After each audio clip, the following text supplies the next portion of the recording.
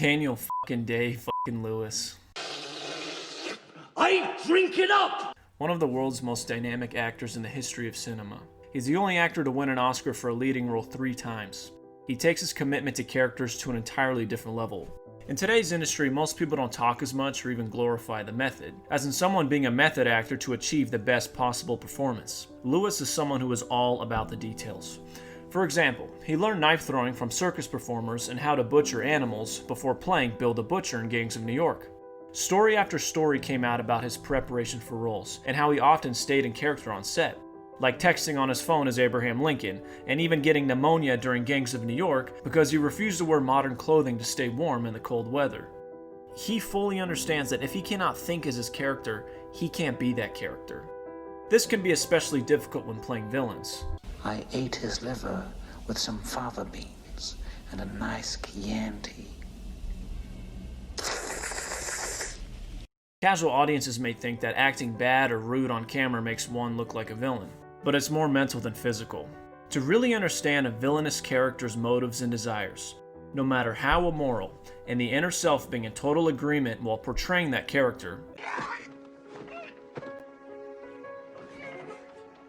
God, I love you, is what can truly make a great performance.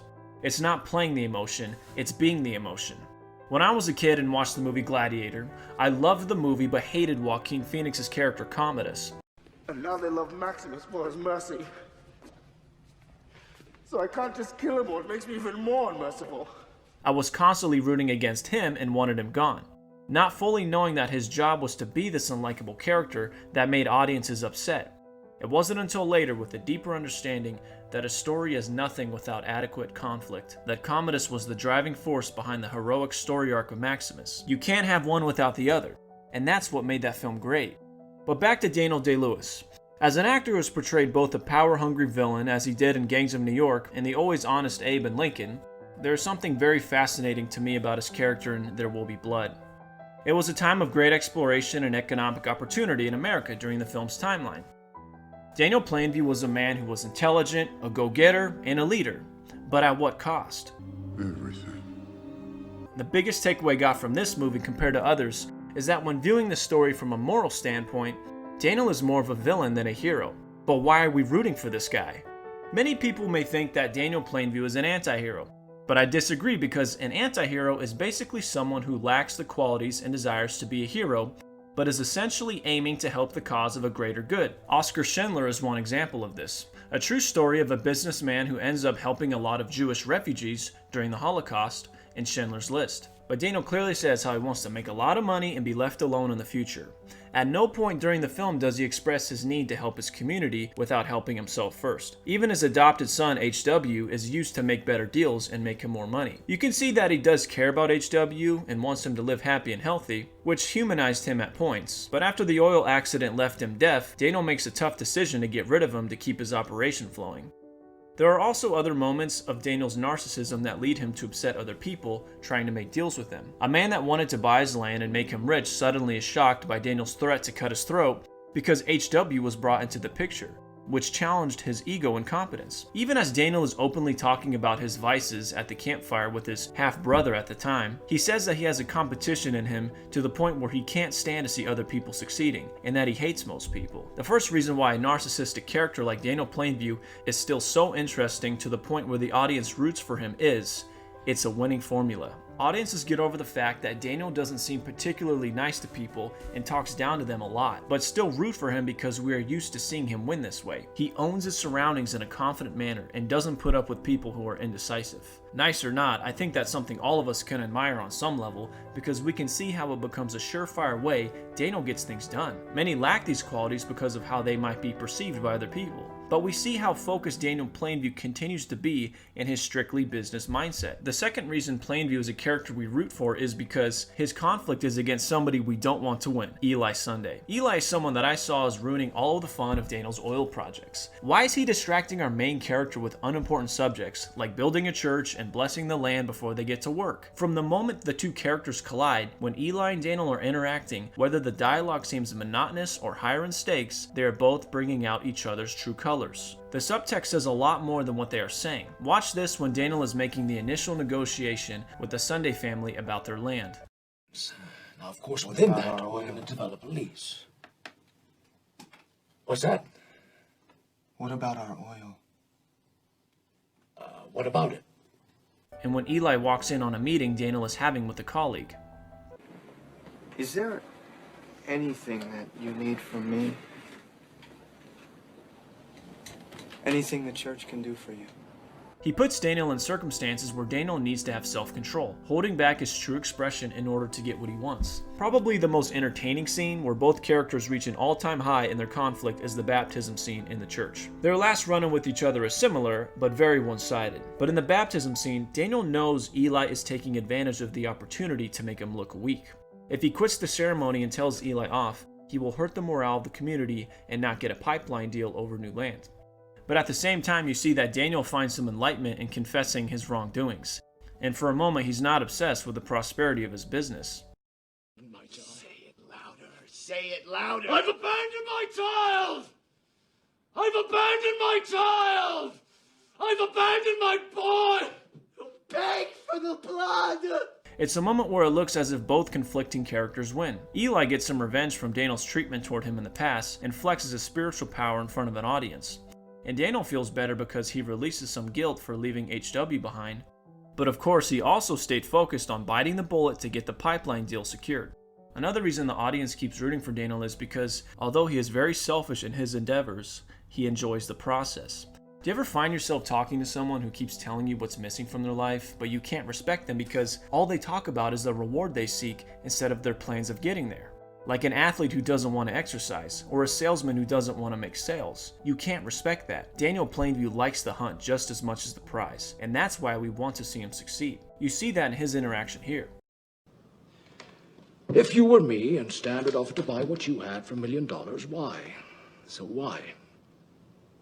You know why. Yeah, you fellas should just scratch around in the dirt and find it like the rest of us, instead of buying up someone else's hard work. We are lastly reassured of this side of him when we see him at the tail end of the movie sitting in his mansion, basking in his wealth but being bitter and lonely. He's still in the oil business but not out on the field making deals like he used to, and you can tell his purpose isn't the same. Reason number 4 of why we root for Plainview. Daniel Plainview is fearless. Ever watch someone full of fear try to do something?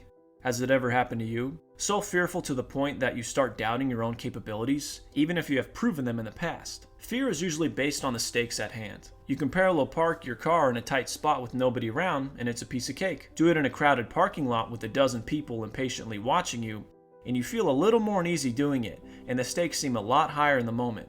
Daniel carries himself in a way where people are more afraid of him than the other way around. The only person somewhat immune to this effect is Eli Sunday, who is more blinded by his religious goals than he is about standing up to Daniel's dominant personality. When someone is fearless, you can't help but want to watch them do something.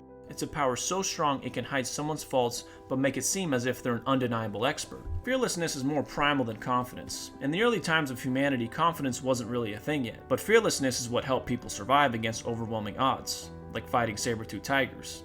Courage can also be a comparison, but we understand the common definition of courage is not the absence of fear, but acting in spite of its presence.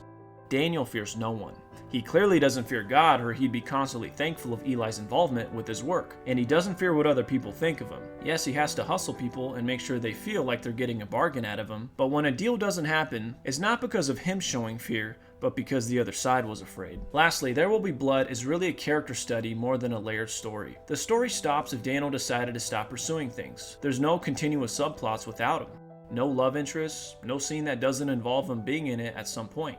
Aside from the scenes with Eli confronting his father, and HW and Mary walking together. This style of character study is just like the Joker movie. Not only does the character of Joker always bring more hype into a DC Comics movie, especially after The Dark Knight, him having his own movie made us root for him no matter who his rival would have been.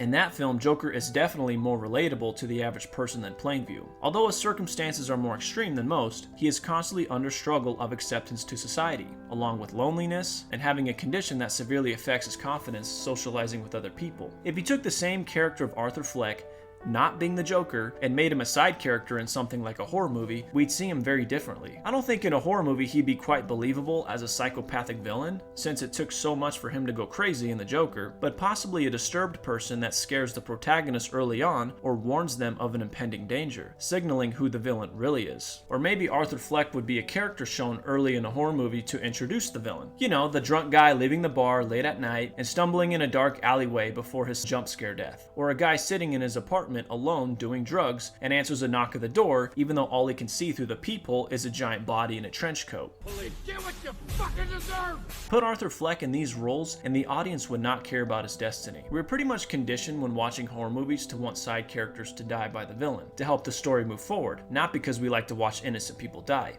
Usually.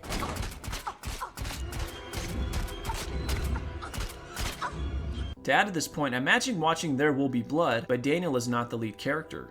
Would you want to see him succeed? If HW was the main character of this movie, we would look at Daniel Plainview very differently. He'd be seen as the tyrannical father that holds HW back from having a normal childhood. HW as the lead would likely have the obstacle of making friends because of how everyone views his father, or convincing Daniel that he has to stop trying to make so much money and find a woman that he can one day call a mother, and live in a permanent residence where he can have more security and peace. But it's because Daniel is controlling the plot points of this film, and we see the ambitions of his missions, we root for him to see what he does next, the next unlikely circumstance he must conquer, in order to retain his status as a winning businessman. A little bonus I wanted to add to this analysis is the one scene in which I was not rooting for Daniel, and it was the scene when HW tells him he's leaving the country to live with his wife and have his own oil business. Daniel's ego was hurt so much to the point that he tells HW the truth about the relationship, and that he was an orphan boy he only used to make better deals. Even as HW walks out, Daniel continued insulting him, even though HW can't hear him, and it really seemed like a moment of good versus evil, especially when he can feel how much HW was hurt in this scene. But my mind was changed again when Daniel reminisces on a memory of him playing with HW all those years ago, showing that he didn't fully mean what he said, and even with all the years of drinking and self-loathing, he still loves HW as his son. Lewis's performance as Daniel Plainview is my favorite of his career, even though he's been spot on in many other movies, also winning Oscars in My Left Foot and Lincoln. He draws the audience in with Daniel's unique voice, his eyes always looking into the souls of people around him, his ability to seem so convincing making deals, and his singular mission to outcompete and succeed over everyone else. The title of this film paints a picture of blood being spilt over the harsh conditions of the oil industry back in the day. Not to mention all of the music in this film was not a happy tune by any means. In this film, audiences see that it's the lead character that draws the blood, where he is so willing to succeed over others, unafraid of selfishness, and with a vengeful heart. It really makes us wonder why we kept rooting for him when the end credits started rolling.